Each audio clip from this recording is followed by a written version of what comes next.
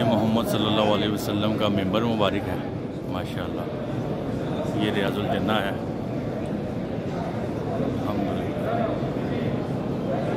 माशाअल्लाह रियाजुल जन्ना।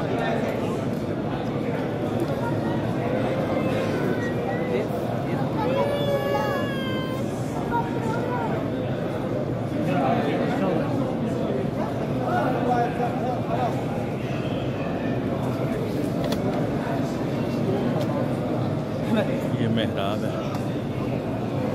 طيب في تعال تدخل يلا يا طيب يلا يا سيدي يلا يا سيدي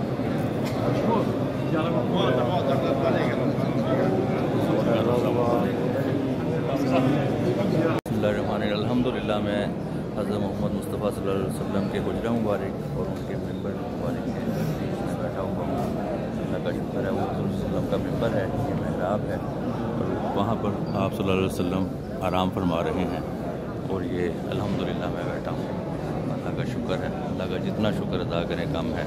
अल्लाह ताला हमारी हाज़िरी कबूल फरमाए, आमीन। सब के लिए दुआएं हैं, सब बहन भाइयों के लिए, वालदा के लिए, वालिद के लिए, सब दोस्त अहबाब के लिए दुआएं।